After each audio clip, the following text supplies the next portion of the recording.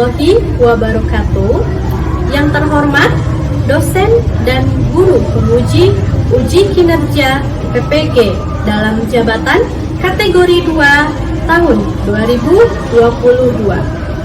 Perkenalkan, saya Devi Wulandani Dewi, guru SMA Negeri 2 Majalengka.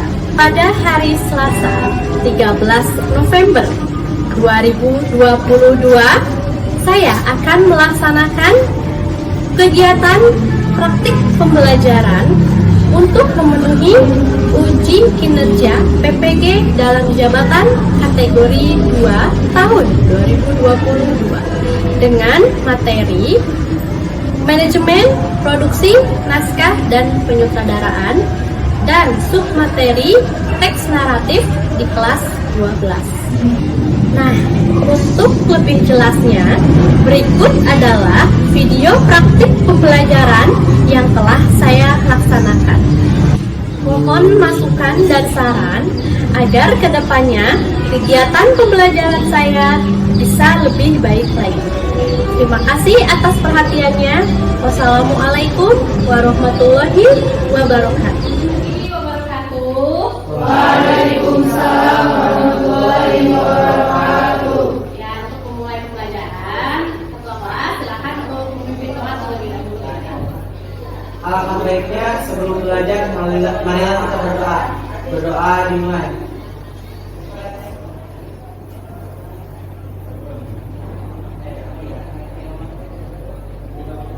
Berdoa selesai.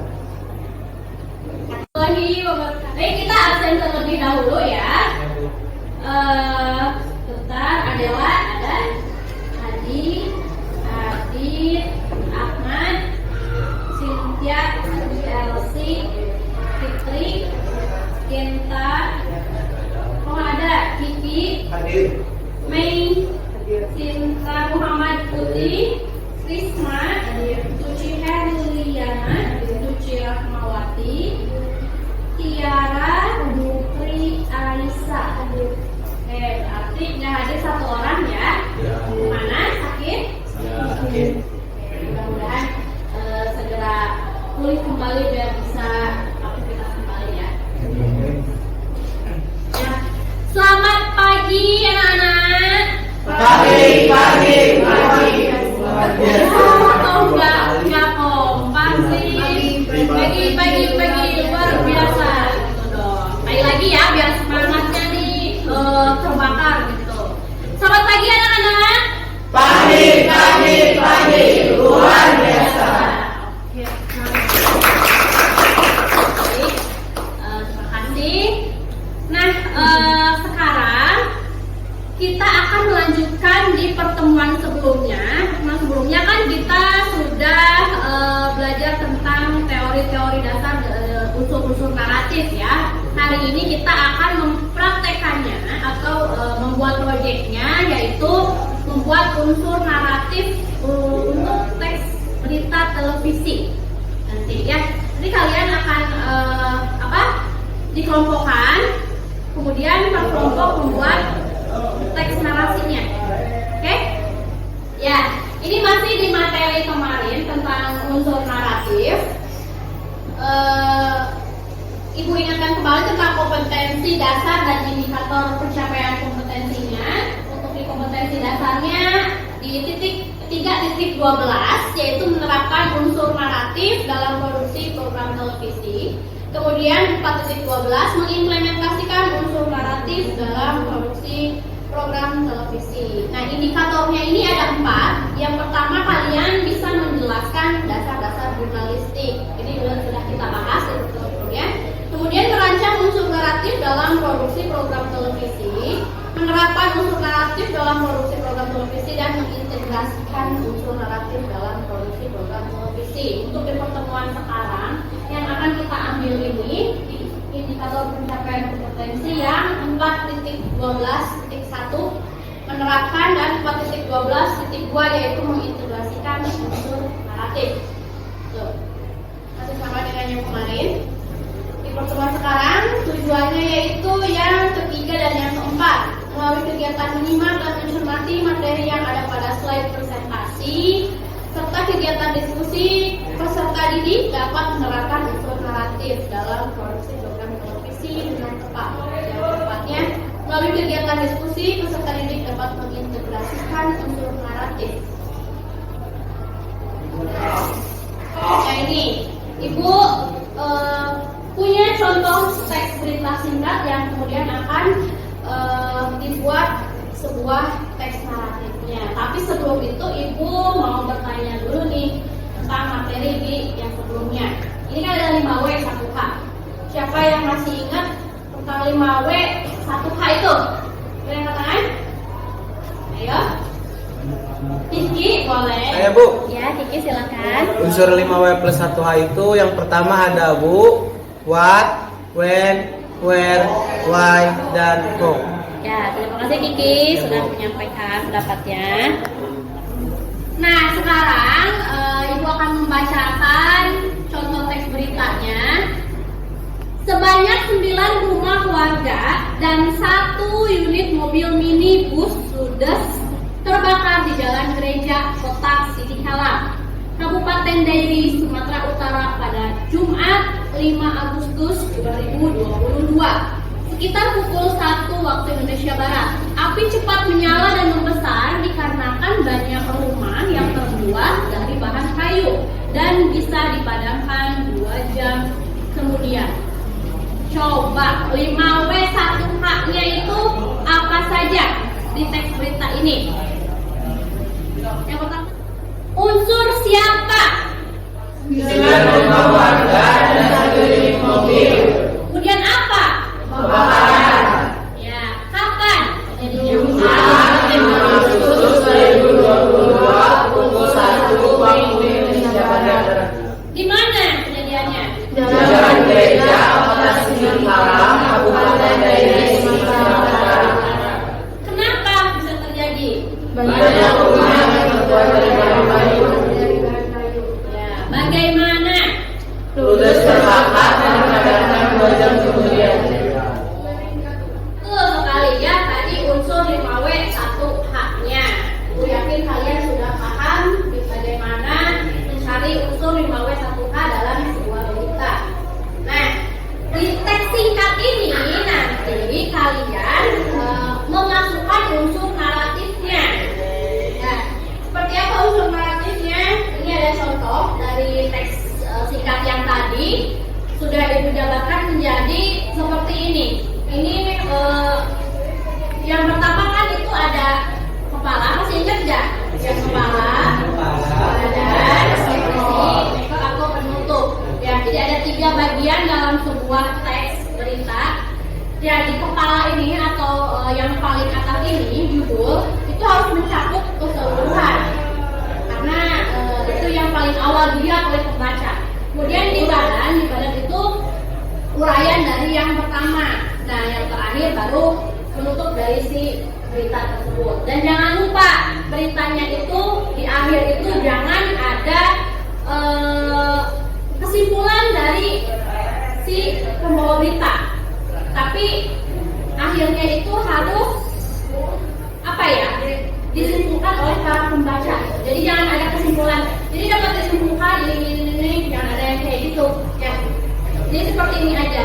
Nah, kalau ini dimasukkannya itu pendapat dari warga di sana. Nah, bisa kalian juga memasukkan pendapat-pendapat dari ahlinya atau dari yang bersangkutan di sana. Selanjutnya,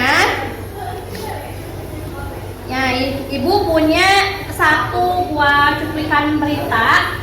Nanti silakan disimak dan kalian cari 5W 1H-nya. Ya, oke, kita mulai.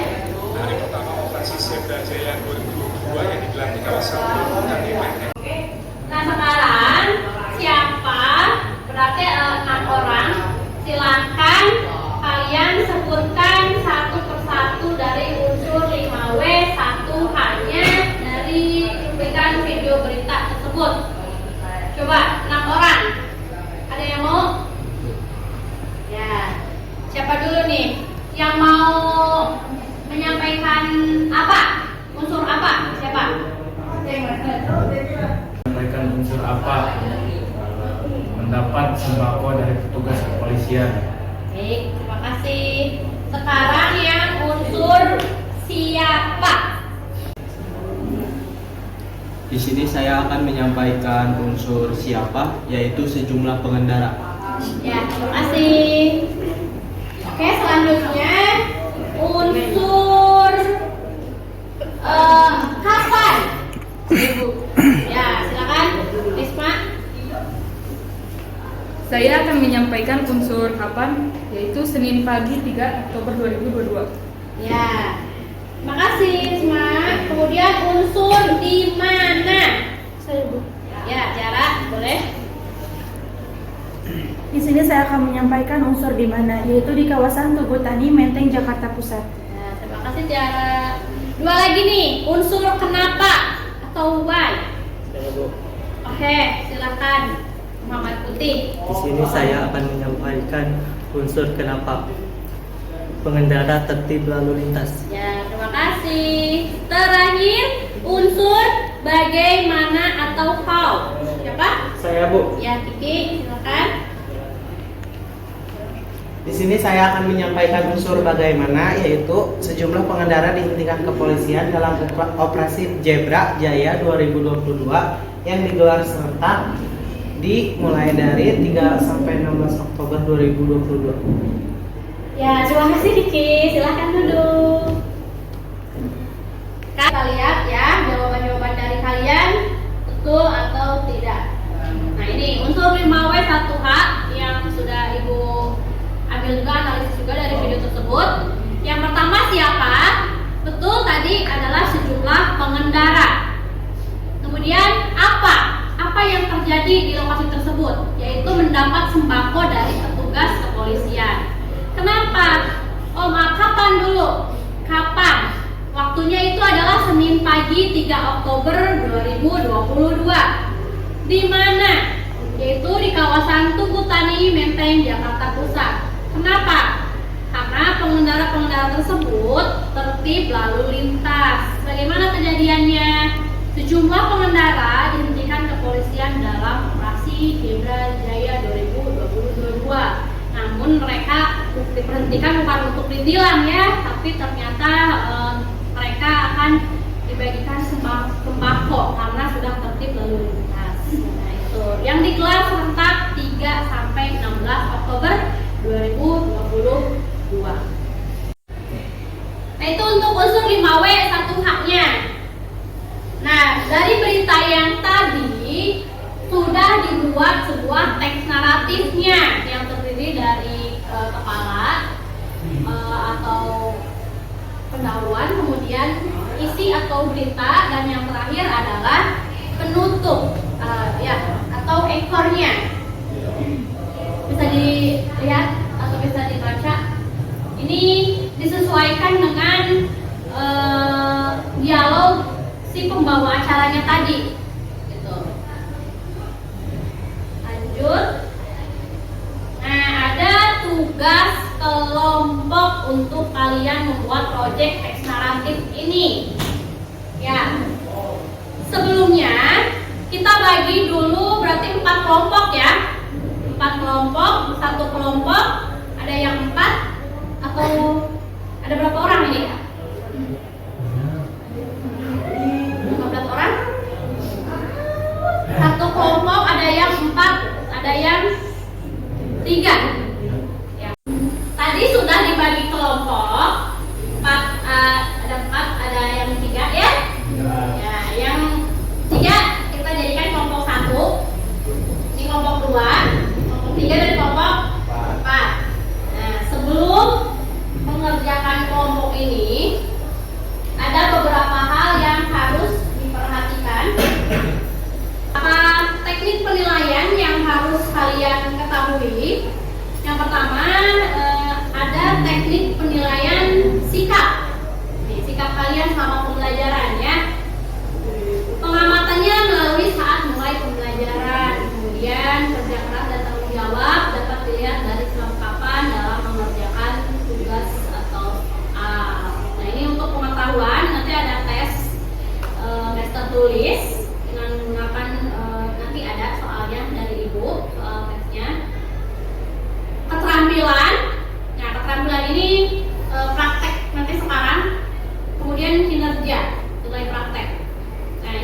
indikator dari masing-masing komponen penilaian sikap. Yang pertama disiplin, kemudian jujur, tanggung jawab, dan santun. Untuk disiplin, nilai A jika tertib mengikuti instruksi, menyampaikan sesuatu berdasarkan keadaan yang sebenarnya, pelaksanaan tugas piket secara teratur, berinteraksi dengan teman secara ramah.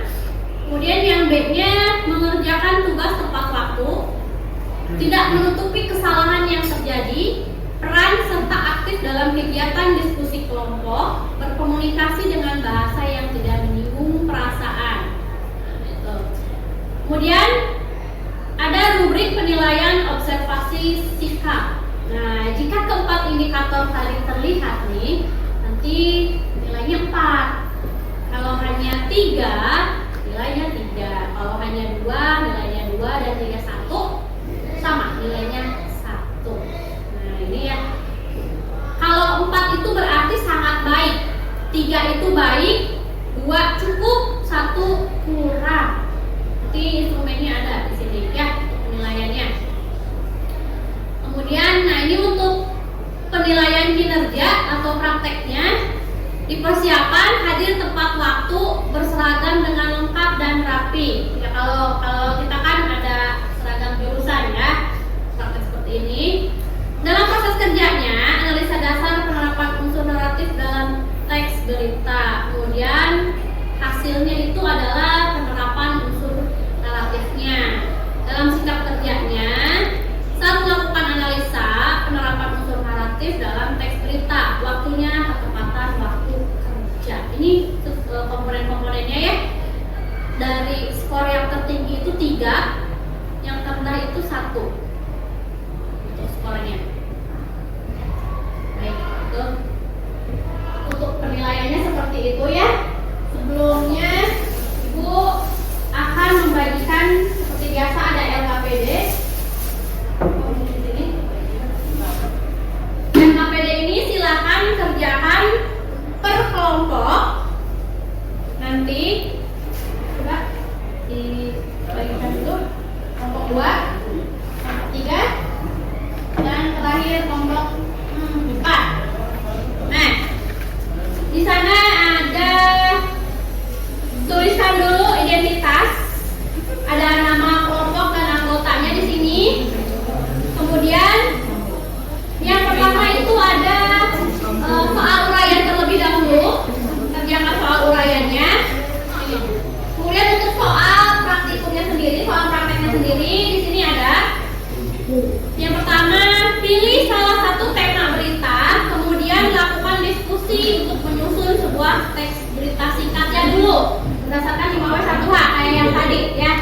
Nah, dari teks berita tersebut barulah dibuat sebuah teks naratifnya gitu. Kemudian yang telah selesai, kalian presentasikan di depan hasilnya, dan nanti di akhir untuk proyeknya dibuat PDF untuk teksnya ya, nanti dikirimkan di link Google Form yang akan Ibu share. Dan satu lagi, setelah teks naratifnya dibuat, Ibu mau dari setiap kelompok itu membuat video membacakan beritanya tersebut. Tuh, jadi presenter berita. Disebutnya apa? Jurnalistik. Ya. Oke, paham? Paham ya. Ya, sekarang silakan diskusikan dengan teman kelompoknya. Kemudian buat sebuah teks naratifnya. Ada pertanyaan? Siap Bu, tidak Bu. Cukup. Cukup? Baik, kalau cukup boleh dikerjakan dari setiap kelompoknya. Yang pertama ada kecelakaan odong-odong syarat penumpang. Kemudian yang kedua, siswa belajar di kolong rumah warga. Yang ketiga ada challenge hari batik nasional. Dan yang keempat ada paskibraka SMPN 2 Garut yang menjuarai Indonesia's Got Talent. Nah, silakan perwakilan dari kelompok untuk men-scan tema berita di depan. Silakan, boleh di-scan. Untuk di-scan terlebih dahulu untuk perwakilan berikutnya.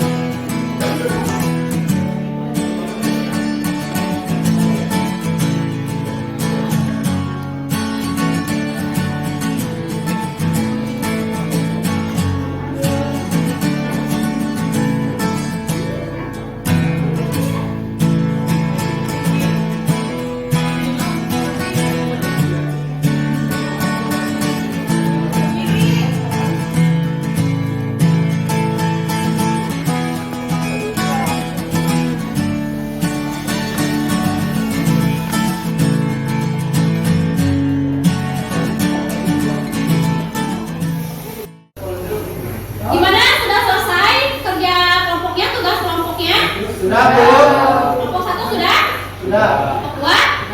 Tiga? Empat? Sudah. Oke. Sekarang siapa yang mau ke depan yang sudah siap untuk mempresentasikan hasil proyek kelompoknya? Kelompok mana? Kelompok 3 dulu. Silakan kelompok 3 untuk ke depan. Assalamualaikum warahmatullahi wabarakatuh. Waalaikumsalam warahmatullahi wabarakatuh.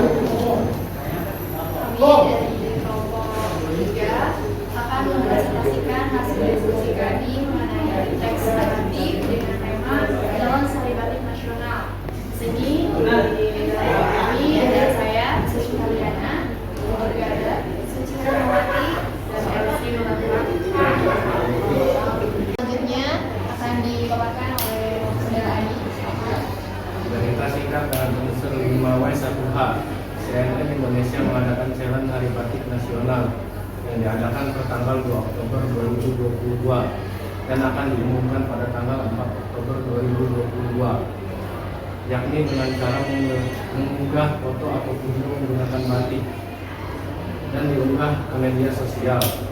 Challenge dibuat untuk memperingati Hari Batik Nasional dan menjaga kelestarian budaya Indonesia. Terima kasih untuk Adi untuk Teks narasi berita televisi. CNN Indonesia mengadakan challenge Hari Batik Nasional yang diadakan pertanggal 2 Oktober 2022 dan akan diumumkan pada tanggal 4 Oktober 2022, yakni dengan cara mengunggah foto atau video menggunakan batik dan diunggah ke media sosial. Challenge dibuat untuk memperingati Hari Batik Nasional dan menjaga kelestarian budaya Indonesia. Hingga tanggal 3 Oktober 2022, sudah ada ratusan peserta yang mengikuti challenge Hari Batik dan mengunggah foto-foto maupun video kreatif menggunakan batik indah kesayangan mereka yang dipakai khusus untuk challenge Hari Batik. Dari ratusan peserta yang mengikuti challenge Hari Batik, CNN Indonesia akan dimiliki oleh CNN Indonesia. Terima kasih. Oke, terima kasih Siswi. Untuk selanjutnya ada teks narasi berita televisi dengan judul Challenge Hari Batik Nasional. Lokasi studio CNN Indonesia, tanggal 4 Oktober 2022. Program yaitu redaksi pagi Trans 7. Ini untuk bagian kepala akan saya bacakan, yaitu CNN Indonesia mengadakan Challenge Hari Batik Nasional yang diadakan pertanggal 2 Oktober 2022 dan akan diumumkan pada tanggal 4 Oktober. Hari Batik Nasional dan menjaga kelestarian budaya Indonesia. Untuk sumber berita akan dibacakan oleh Elsi. Sumber berita hingga tanggal 3 Oktober 2022 sudah ada ratusan peserta yang mengikuti challenge Hari Batik dan mengunggah foto-foto maupun video kreatif menggunakan batik. Terakhir sesi tanya jawab. Barangkali teman-teman ada yang mau ditanyakan, boleh disampaikan. Untuk itu kan di sana ada 2 tanggal. Nah, kalau misalkan dicantumkan ke unsur WEN, apakah harus semua 2 tanggal? Apakah 1 tanggal aja? Terima kasih. Iya, silakan. Dari teks naratif tadi kan itu ada strip 1 sama strip 2, itu artinya apa ya? Jawab soal yang tadi yang tanggal itu dimasukkan semua karena waktunya sama-sama berkesinambungan. Menjawab pertanyaan dari saudara Ahmad, untuk garis miring yang 1 itu artinya jeda sementara atau di tanda baca itu dianggap itu sebagai koma. Nah, kalau misalnya untuk garis miring yang 2 itu artinya jeda selayaknya membaca tanda titik. Kelompok 3 sudah selesai ya melaksanakan presentasinya. Tadi yang bertanya sudah dijawab dengan baik oleh kelompok 3. Untuk kelompok 3 dengan tema Challenge Hari Batik Nasional. Ya, ini sudah betul ya. Seperti ini kan gitu. Jadi ada link, kemudian ada tubuh berita dan ada ekor berita. Kemudian untuk tanda bacanya sendiri yang seperti yang ditanyakan oleh Ahmad tadi, kenapa ada garis miring yang 1 kemudian di bawahnya ada garis miring 2 gitu. Itu bedanya kalau garis miring 1 itu sama halnya kayak koma. Betul, tadi yang Sumi jawab. Kemudian yang garis miringnya 2 itu tanda bacanya seperti titik. Gitu ya. Baik, kalau tidak ada pertanyaan pertanyaan lagi, silakan kelompok 3 untuk menutup presentasinya. Baiklah, teman-teman, sekian presentasi dari kelompok 3. Kurang lebihnya kami mohon maaf. Wabillahi taufiq wal hidayah. Assalamualaikum warahmatullahi wabarakatuh.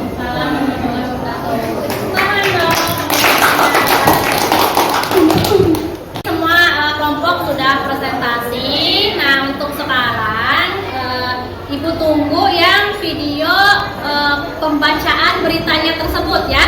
Jadi kan sudah dibuat teks singkat dan teks naratifnya. Sekarang Ibu tunggu yang videonya, video dalam membacakan beritanya tersebut.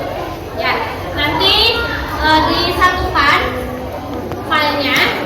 Yang satu di PDF-kan, yang satunya berbentuk video saja ke link Google Form yang akan Ibu bagikan. Kalau untuk videonya ke Google Drive aja, ya, biar nggak terlalu besar. Oke, ada pertanyaan? Nah, oke. Karena waktunya sudah habis, mari kita tutup dulu pembelajarannya. Tapi sebelum ditutup, Ibu mau perwakilan dari kalian untuk merefleksikan pembelajaran hari ini. Ada yang mau? Ya, silakan Suci. Refleksi, kami telah belajar mengenai teks naratif. Tadi juga kami sudah menganalisis mengenai teks berita dan juga sudah membacakan teks beritanya. Ya, terima kasih Suci. Ya, nanti ada tugas individu seperti biasa, soalnya pilihan ganda. Jadi satu soal itu skornya 20.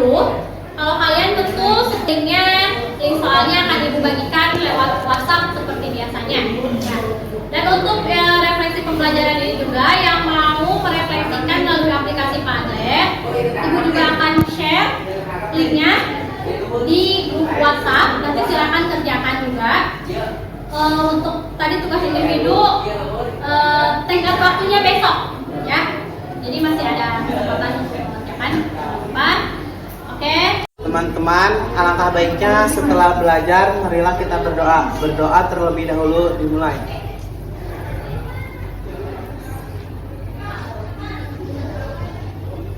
Berdoa selesai. Ya, terima kasih untuk pembelajaran hari ini. Semoga selalu diberikan kesehatan, ya, supaya di pertemuan selanjutnya kita dapat belajar bersama-sama kembali. Itu saja. Wassalamualaikum warahmatullahi wabarakatuh. Waalaikumsalam warahmatullahi wabarakatuh.